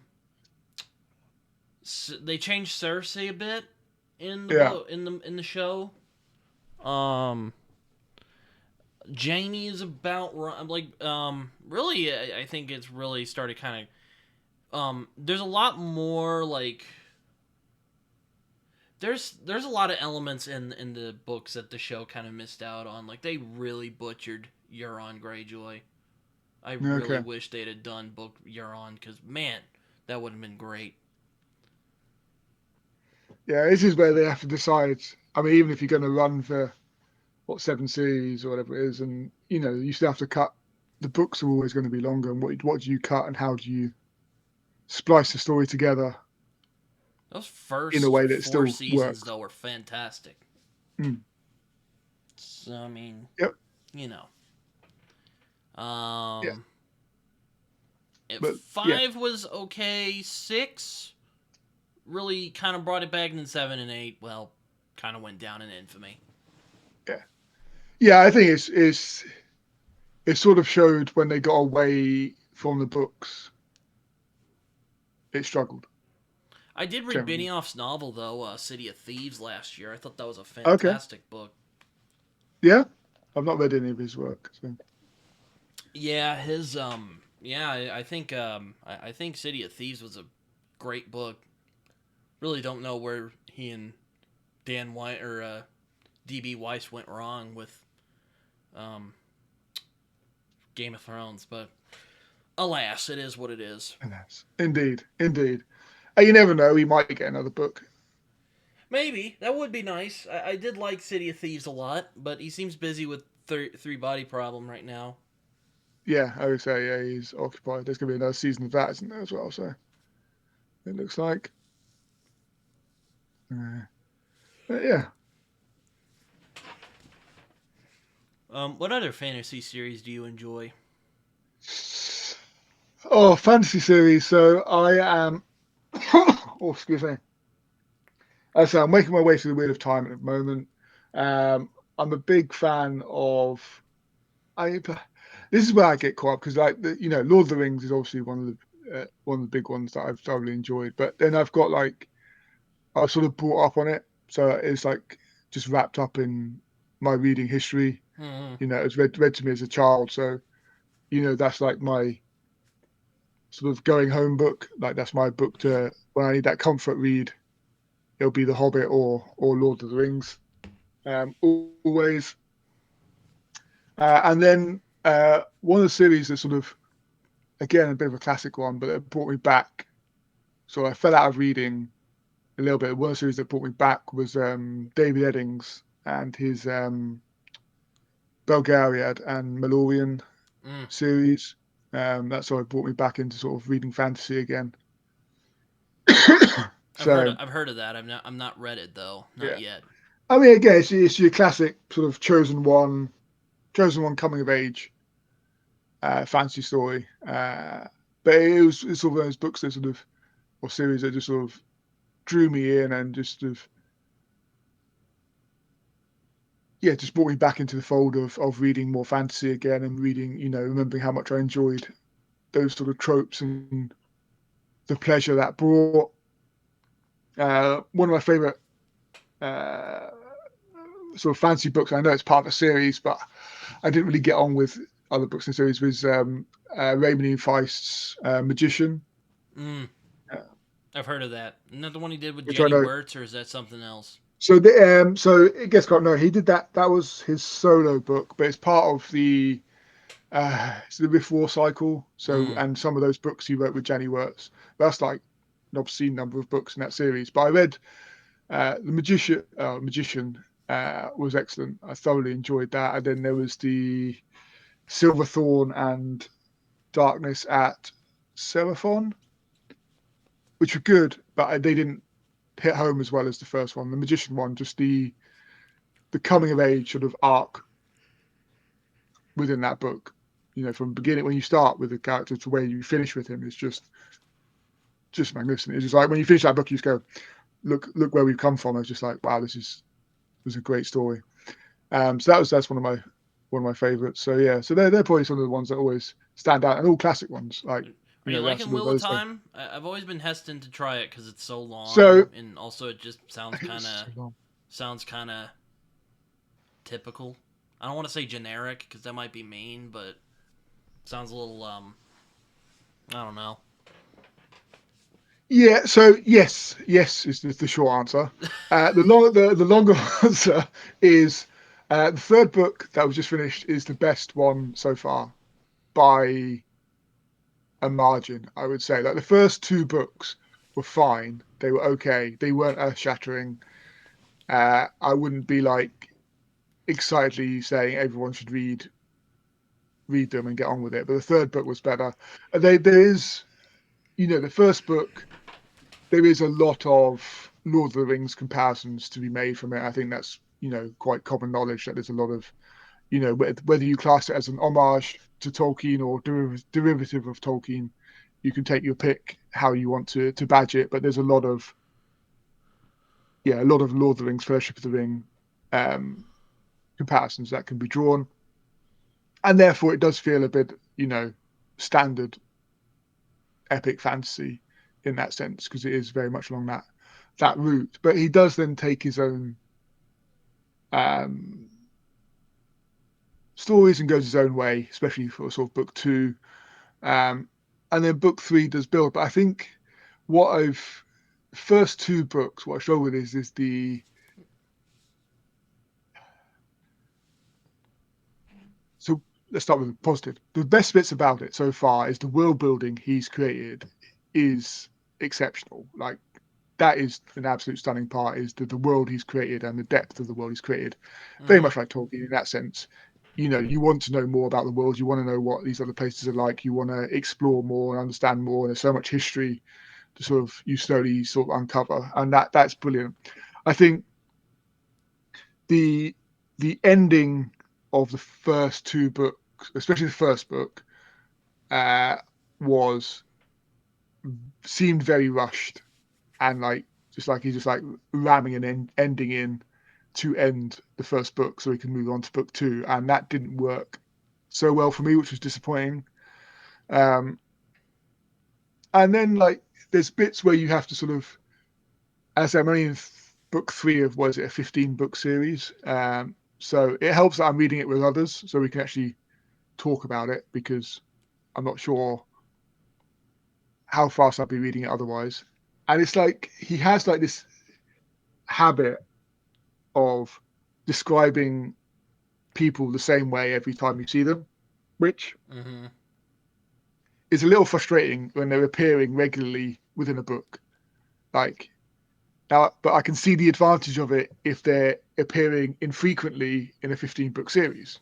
Mm-hmm. So you can instantly make, well, who is this character? And then you go, oh yeah, this is the, you know, whatever the descriptor is that you decide to use for that person. You can then picture them and put them in place. But when you're getting the same character appearing half a dozen times in a 600-page book, you don't need the same exact same description every time, and it just gets a bit. So there's little bits, in excuse me, little bits of how just the way he writes is a little bit frustrating in that sense. But actually, overall, it works well, and his characters are building, they're developing, but it's a commitment. Like we are in, I finished book three. They're not short books. They're, you know, sort of 600, 700 Some pages. chunky boys, I see. Yeah, 600, 700 pages. So what am I, 2,000 pages into the series? And there's a lot of, it's at the point where there's a lot of potential, but it's not necessarily delivered on that potential. And that's a lot of commitment for something that's not delivering. Yeah, I've There's heard not like many. books like 7 through 10 are like meant are acknowledged as The being slog. slogs. Yeah. I'm just I Yeah. wish you well on that. I don't know if I would Yeah. read now. If I tend to be wary of longer series in general. Like I'm even kind of wary of Malazan, even though I think I would actually take the Malazan. But I don't know. Maybe someday. Yeah. And I think I'll get to that someday as well. And, there's so many big series that I want to read, but it was just a case of this was one that, there was a couple of us that wanted to read it. So it just made sense to give it a go and see how we got on. We committed to reading the first three and then see where we go. But we're going to continue. So it's obviously not that bad. But yeah, so we'll see. But yeah, I think, again, it comes down to the hype. Like, this is many people's favorite series. Like, there's so many people that will tell you that this is one of their favorite series. But they'll also, what's interesting is that people who tell you it's their favorite series will also say that these are the flaws to it. As you don't Yeah, get that with many other many other series where people will say this is my favorite. They won't then go, and these are the flaws with it. They'll go, because of this is amazing, this is amazing, this is amazing, and they don't like to hear the criticism. As I think Wheel of Time I think it's fans because are it's on one been of, criticized by a lot of yeah, people. I think it's just like I think it's better to just acknowledge they're there rather yeah, than try to explain it away. Or at least that's yeah, kind of how I view it. yeah. And I think it's Because the also a people case who of there's don't this, like Wheel of Time really don't like it, from what I've seen. yeah, and I don't think from what I've read so far, I'm not one of those people who don't like it. Otherwise, I wouldn't be reading book four. So it's a case of, I think it's a case of, the way I look at it is, yes, the series isn't perfect, but what series is? But the imperfections are outweighed by what's good about it. And that's always a positive, if you get more out of it. And I'm really interested because a lot of people say there's a certain character who is their favorite. And the first two books, he's the worst character.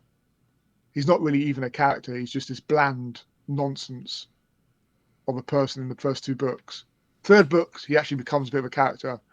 And now I'm interested to see where it goes because a lot of people say they become his favorite. So I hate what when people Jordan say does that. well, Oh, wait till the third book. It yeah. gets so Oh no, much just wait better. till wait till the 14th book when you get to the finale. I'm sure it'll be great. Yeah, I'm like, dude, I'm only gonna live for so long. Well, that is always the concern. That's why, as I said at the beginning about bookshops, that's the bit that goes in. If I'm choosing to read this, the opportunity cost is I'm not reading something else. Exactly. I mean, I hope I live a very long time, but like, bro, I'm not gonna live forever. Like, come on. No, I'm gonna die no, someday. exactly. As you say, hopefully long time into the future, but who knows? And you want to make the You know, best I want to sit on my deathbed choices and we be like, can. man, I can't believe I read at Wheel of Time, all 14, 15 of those books. And then I just die. Like, it's my greatest regret in life or something. It's probably not going to happen. But, Yeah. it's probably not going to be my greatest regret. But, I'm like, I don't, like, come on, Like, I don't want to, maybe I don't So want what are your because you read actually so graphic novels and comics. You read a lot of graphic novels and comics, don't you? to. I do, yeah. So what would be your because I that's a an area that I've not read much at all, well any at all really. Where would you sort of what would you be your recommendations for? Oh, well, I actually made a video a while back actually discussing that subject. Maybe I'll send that to you afterwards. But Yeah, like that'd be great. comics I would recommend. Well, I mean, Saga's a great place to start. I mean, Yeah, it's not too hard to understand. I mean, it's pretty ridiculously imaginative. I'm sure you've gotten that out. I'm yeah. sure you've figured that out pretty quickly. It's pretty out there with the like ideas, but the story is pretty simple to follow. I like Sweet Tooth a lot from Jeff Okay. Lemire. Yeah. Um, it's a great one. Uh, Deadly Class, and I'm only talking about like I mean if you're not interested in like Marvel and DC and stuff like that, those are stuff that aren't Marvel and DC. Marvel and DC comics, that's a whole other video for another time. Um, oh, let's see. Uh, um,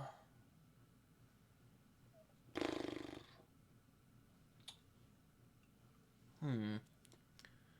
I mean, there are some that are my favorites, but I don't know if I would start with them. Like, I don't know if I would start with like Transmetropolitan.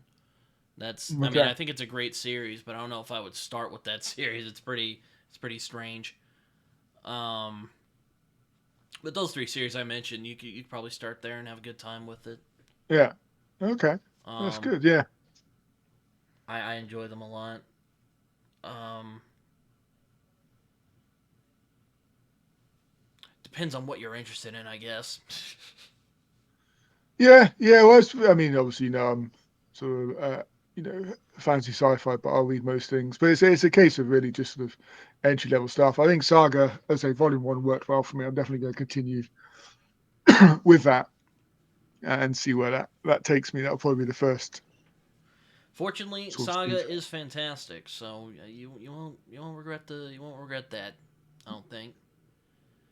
So I mean, it's great. I'm actually my one of my things I did last year is I finally caught up with the series because it went on hiatus for a while. Then it yeah. came back, so I'm like, you know what? I'm finally gonna do it. I'm gonna read the rest of these volumes, and I did, and yeah, it's great. I Mm. really enjoy it a lot. Yeah, okay. Great So how many are characters. there now? What? How many volumes are there now? It's 11 so far. 11. Okay. Though, I mean, if you wanna, there's a big thick compendium if you want to get that, but if you don't want to do that, I just got the volumes because I'm like, I'm already doing this, so let's just get Yeah. it. Yeah. Um, Fair enough. So do you read any? I know you read pretty broadly. What about historical fiction? Are you into? I just recently read Sharp's Tiger Okay. by Bernard Cornwell, Bernard Cornwell. which Yeah.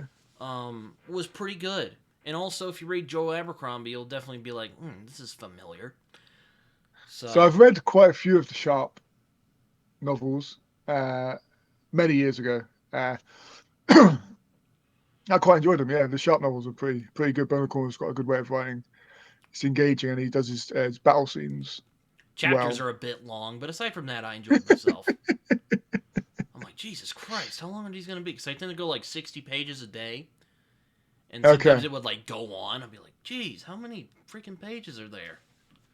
I mean, Yeah. I didn't. I mean, I did. That wasn't like a deterrent. Like it was good, but I was like, geez, it's kind of like reading Gentleman Bastard books. Like, geez, these chapters are long. Yeah, I'm always a preference to a shorter chapter rather than a longer chapter. I'm one of these people. I don't know if you do it. When you turn to the next chapter, you just see how long it is before you start it. Yeah. I'm always doing I that. don't do that, but like sometimes I'll be reading through it. And I'll be like, God, how many pages do I got left? And I'm like, oh, okay. And then I'll start. I'll just keep going. Yeah, so I've got, as I said, I've read quite a few of his Sharps novels. I've got a couple of books from his. I don't know what series it's called. He did one based in the 1300s about the Hundred Years' War. I think it starts with Heretic, maybe. I do want to read Um, his Oh God, what is that series called? It's based on Arthurian. My friend John Minton really liked it. Winter King. Oh yes, thank you. I thought about Yeah, trying that, even though I'm not a big fan of Arthurian legend. Shocker, yeah. I know. I did read Goblin and the Green Knight for Christmas last year, and I Okay. liked it. I thought it was fun. Yeah. I am considering trying the Tolkien version because apparently it's much more true to how it was written. Okay. But you know, well, I we'll see.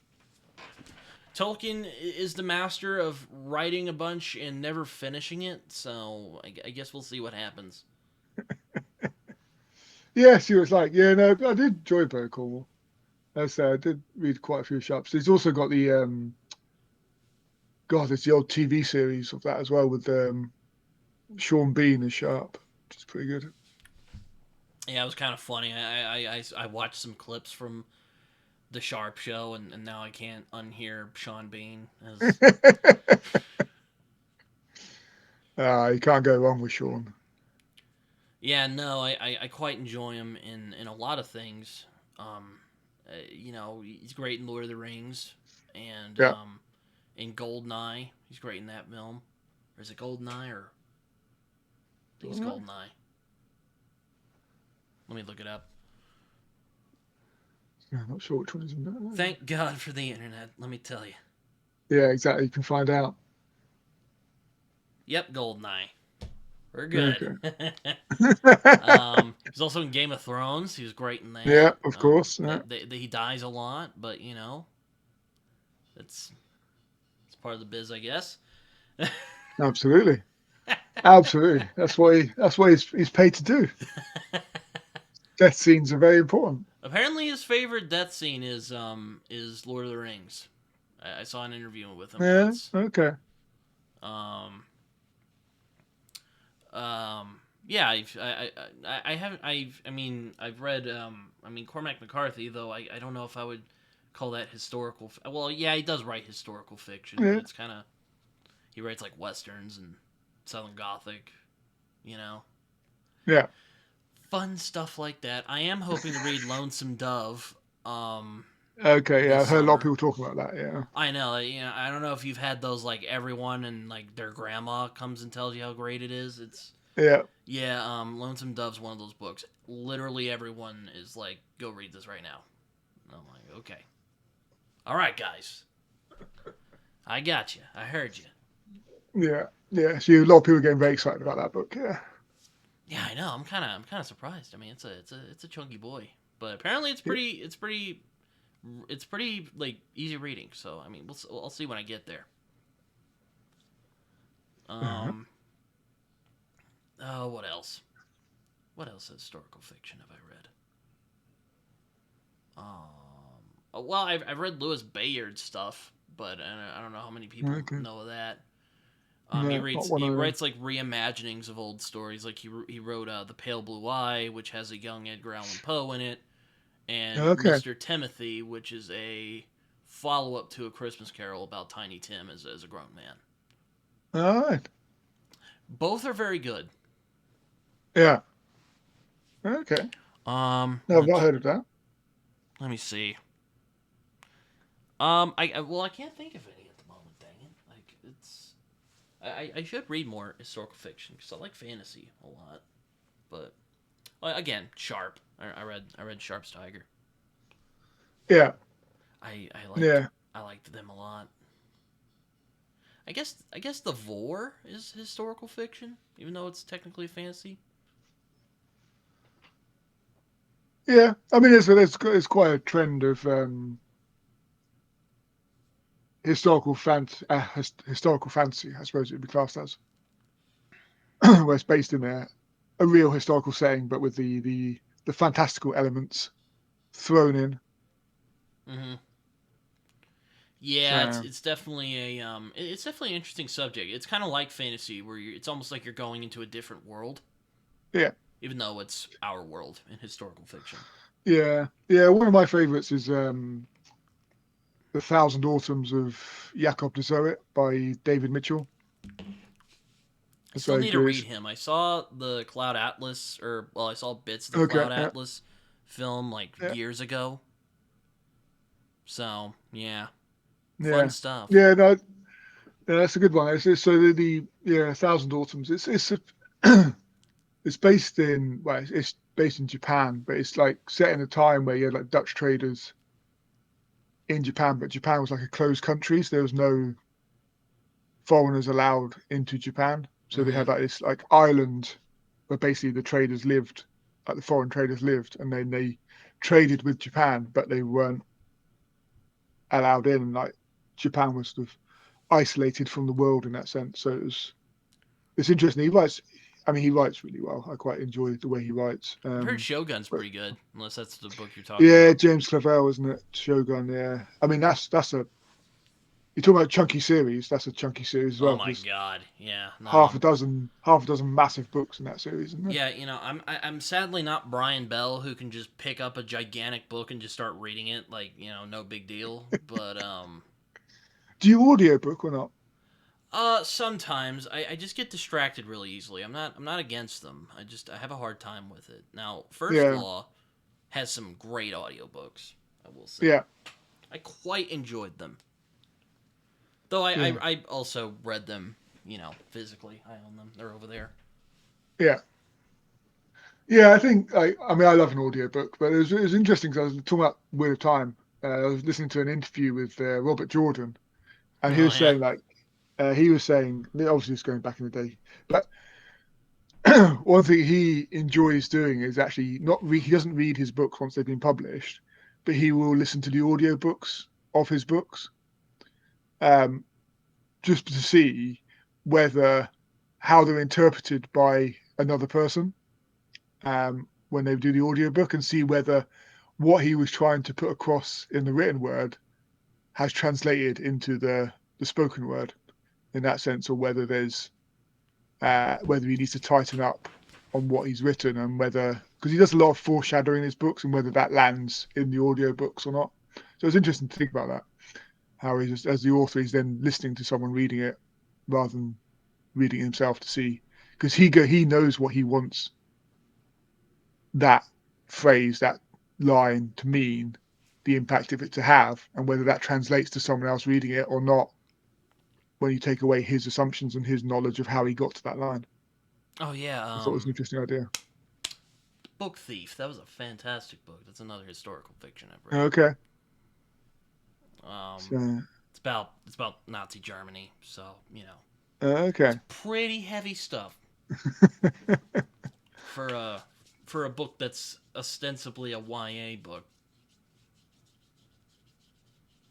Okay. Yeah, I've not heard the book Thief. So yeah, good. Yeah. Oh yeah, So The normally, Amazing Adventures of Cavalier and Clay, I guess counts. That was a fantastic book. I read it last year. yeah, yeah, Michael okay. Shaban. I still don't know how to pronounce his last name. It's the joy of reading stuff rather than listening to stuff. You can just make up your pronunciations. Yeah, yeah, yeah. Um, I saw you read Zadie Smith. I've wanted to Ah, read the her for a fraud. Yeah, while. yeah. That's I- another historical fiction. There you go. Is she any good? Yeah, I think she's one of those authors that I think people either love or hate. Um, I quite enjoy her writing. The fraud again, historical fiction, Victorian England. It's set in, but she has this sort of storytelling way of having multiple storylines that wrap around each other but aren't necessarily completely interlinked, if that makes sense. But they're sort of all telling a story, but their own stories within the story. So it's this. I think some people don't enjoy that. Oh, yeah, I forgot Uh, to mention Dickens. I like Dickens a lot. I okay. mean, A Christmas Carol and um, Oliver Twist was one I grew up reading. Tale of Two Cities, though. I mean, there's Yeah. some people who think it might be a bit long. Um, it is long, but it's well worth the effort. I think. Okay. Fantastic book. So I guess that's historical fiction because he was writing it like, oh, when was he writing? 1840s or 50s, all the way to the mhm. 70s. So yeah, I'd say it's historical fiction because that was in the Yeah. past. Um, yeah, and a lot of, I mean, I don't know if that one was specifically, but a lot of the Dickens books are long because they were serialized.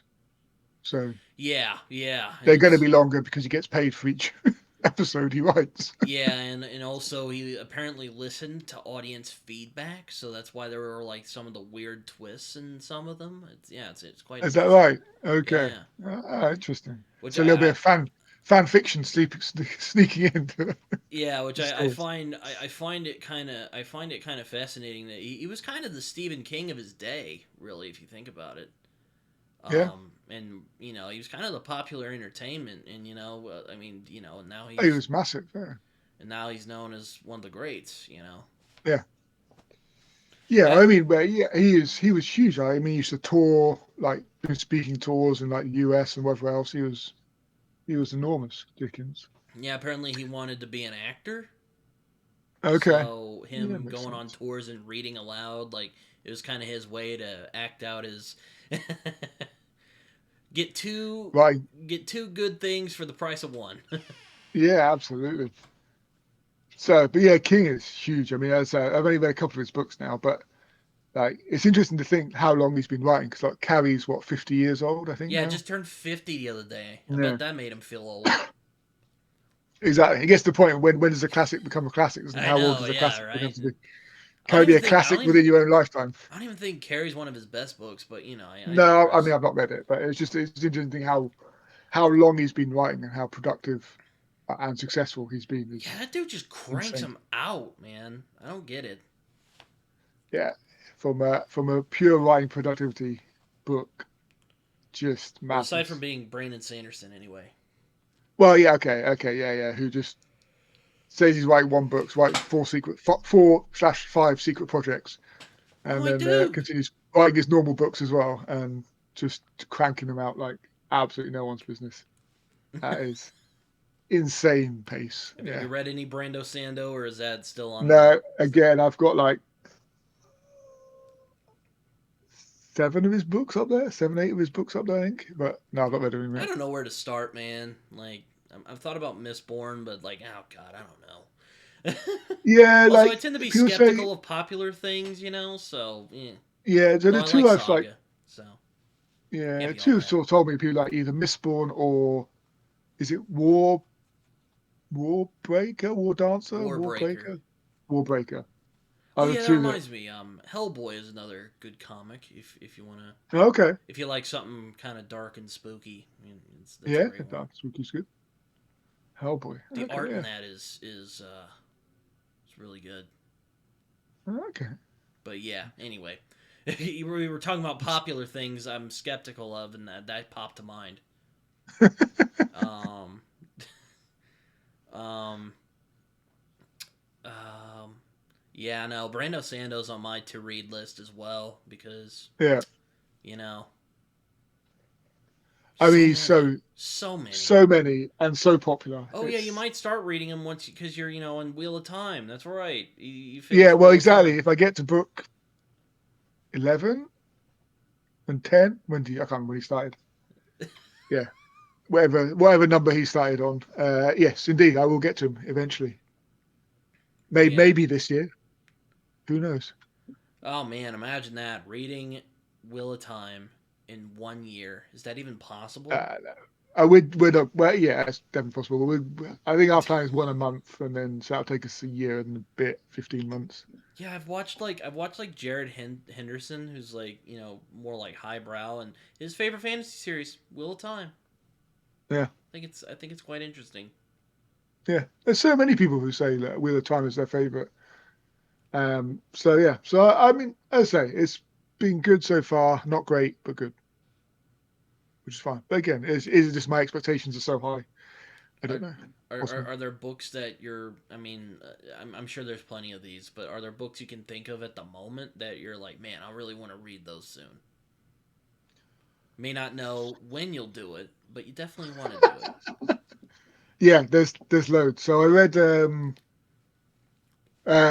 Ken Liu's first book of his Dandelion Dynasty series, Grace of Kings, Oh yeah, I've heard a lot of good last things year. about that one.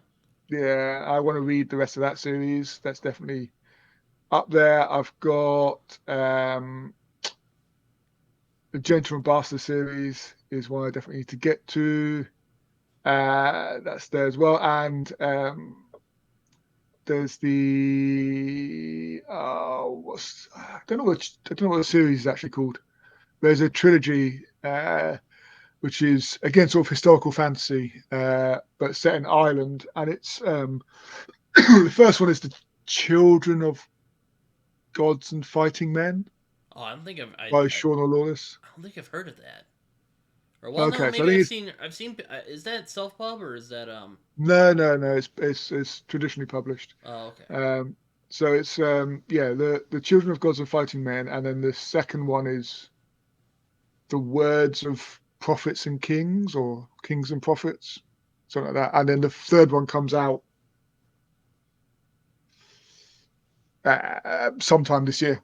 But yeah, that's what I'm interested in. It's again, it's historical fantasy, but it's sort of Irish historical fantasy, sort of like medieval Irish historical fantasy, which should be sounds quite interesting. So that's one as well. But yeah, I mean, there's so many like, and it's just like authors that I need to read. As I said, like Joe Abercrombie, Brandon Sanderson, um, Robin Hobb.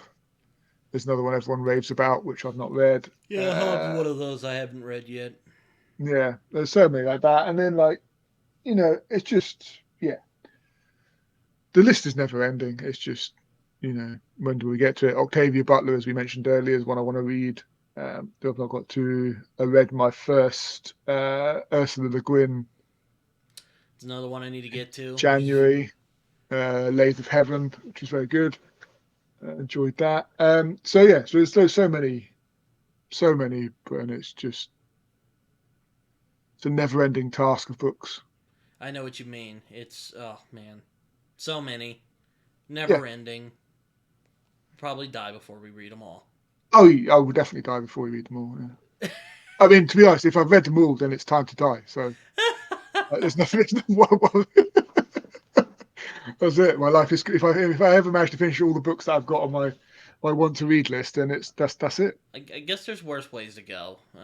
Yeah, That's all I gotta say about that. I mean, my yeah, God, oh, and not only that, I read comics as well. So I mean, the reading gets even more stacked. Oh, yeah, it's yeah. It's insane. just too many books to read, and then I've got what am I reading next? I've got Have you ever read an Sayaka Murata? So she wrote Earthlings. No. No, I've got that on my list. That's this month. I hope to read that with a friend of mine. Mark's over there. But everyone tells me it's a really weird. Everyone, everyone, everyone I've spoken to about it who's read it just said it's really weird. I'm like, I'm just so curious to what that actually means. So it's only a short book again. It's all sci-fi book, I believe. But I'm quite looking forward to reading that and seeing why everyone just tells me it's weird. It's really weird. Yeah, Yeah, we I shall mean, see. oh God, there's so many, so little time. Yeah, I suppose we'll see. exactly. It's yeah, it's a struggle, man. And then you have to do like normal life things as well. It's I just know. You're just like God. disappointing. I should One get has to. money for how much I've read. Yeah, instead they take money. That's the problem. Yeah. Yeah. So yeah, but yeah. And talking about other things in life, unfortunately, I'm going to have to disappear at some point in the I was probably going to near end this future. soon anyway. So Very yeah, good, wonderful. we've been going for a while. Yeah, But yeah, I guess I guess this is as good a place as any to stop. So wonderful. It's, Thank you, Matt, for giving your time and oh, thank you for hanging inviting out. me on, Britton. It was good to have a chat. I mean, as I always like to do at the end of these type of things, if you have any social media, feel free to share. It'll all just be Bask in the story. Um, YouTube is the best place. I do have other social media, but do I use it? Very rarely. So it does exist, but if you just search Bask in the story, that's what it's under on pretty much everything that I'm on. Like, yeah, it works out. Well, Yeah, again, Matt, exactly. thank you for coming on this show. I appreciate it. Um, if you have anything else you want to say before we leave here. No, that's it, Brian. Thank you very much for having me. It's been great to have a chat with you. And no, thank you. And I'll speak to you again soon, hopefully. All right. Indeed. That would be nice. All right. Take care, everyone. Until next time.